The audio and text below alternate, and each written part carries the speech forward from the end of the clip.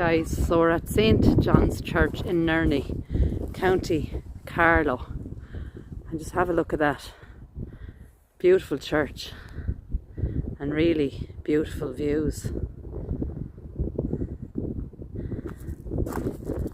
So we're going to walk down along. It's a beautiful day, but there is once again the wind blowing. So just here is this huge tomb, and underneath the tomb is actually a crypt. Look at the size of that.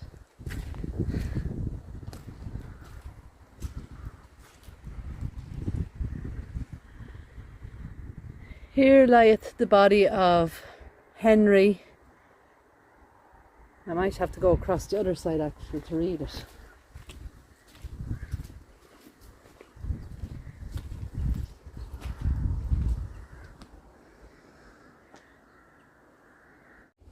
So I think that's Bruen. So Henry Bruen of Oak Park, County of Carlow, Esquire, who departed this life on the 14th day of December in the year of our Lord, and there's the date, 1795, and his age, it's actually that big that I have to actually walk around to try and read it. It could be 55th year of his age. Very hard to read, it's completely gone, but it is absolutely huge, and I've actually never seen one quite so big. And actually there's some damage done to it there as well. And the tomb then is in its own little area. Look at the rails.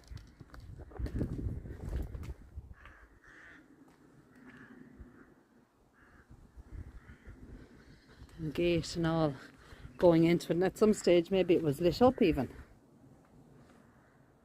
So quite interesting. And he has a lovely view then behind. So we'll go on out.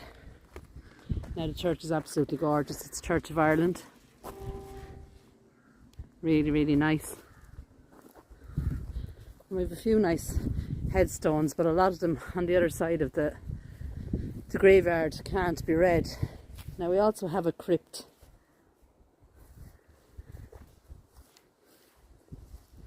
But I have gone down. You can see the steps down to it are really, really steep.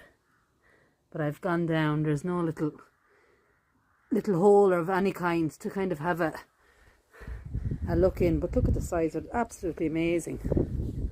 So whether that's part of the tomb above it, I'm just not sure. But if I find anything online, obviously I will let you know. But all of those, I'd say, are the same family.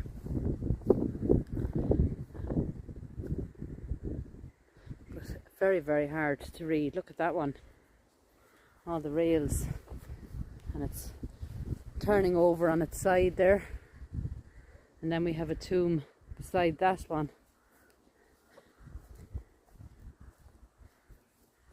Nothing at all on that one. That's kind of like a limestone, and it's just completely vanished over time. Some newer ones there. And there's quite a few here. Elizabeth, Luke, Herbert, George and Alice. From 1931 right down to 1991. William James Bradley here. 69 when he died. 1998.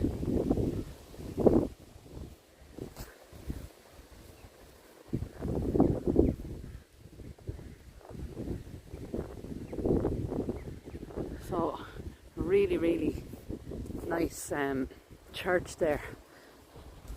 Now just over this wall we actually have a very, very old cross,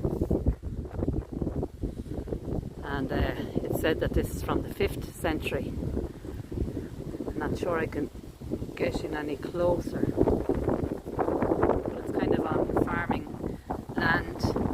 But as I said, 5th century, and it was the site, a monastic site, Saint Aban, I think it was. So very, very old cross. In loving memory of Robert Frederick Graham Smith, 2001, Ballydarton House, and his wife Gladys Ellen. She died in 2006 and Robert died in 2001. But it's quite interesting here because it's built up on a hill, as you can maybe tell there from that angle.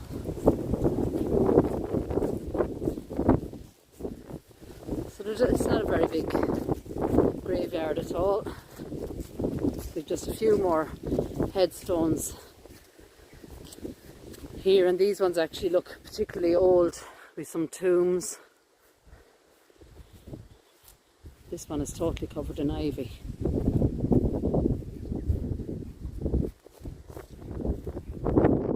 Completely covered. And unfortunately, it doesn't look like we'll be reading any of these ones. Look at that.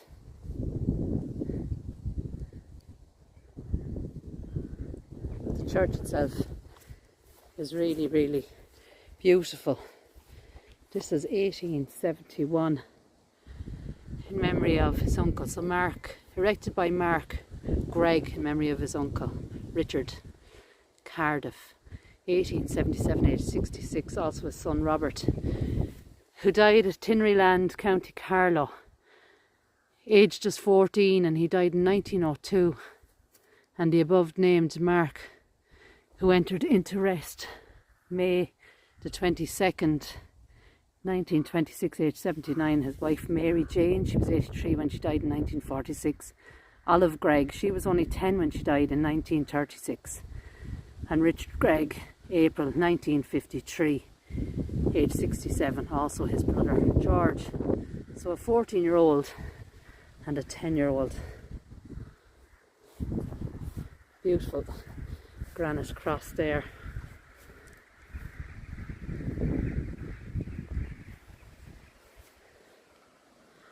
And you can see just there in the distance over the farm, we have loads and loads of crows. And sometimes in Ireland it's said that that's actually a sign for bad weather.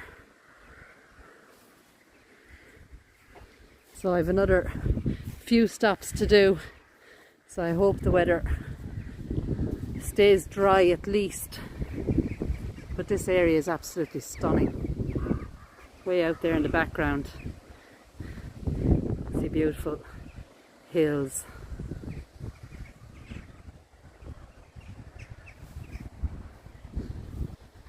But unfortunately not much to be read. We've another few broken tombs up there. And those ones there covered in ivy as well.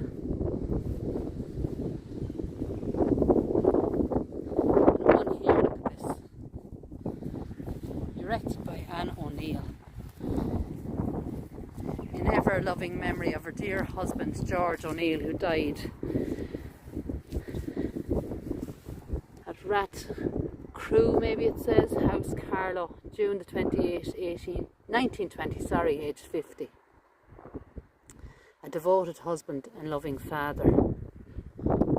Also in memory of Richard Newland, who died at Rat Crow House, Carlow, 1898. Lovely designs on that one, but unfortunately it has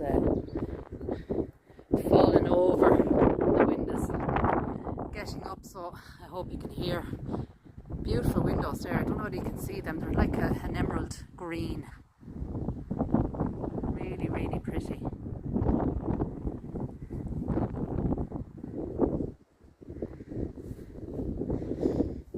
This one says, erected by John Newland in loving memory of his beloved daughter Jane,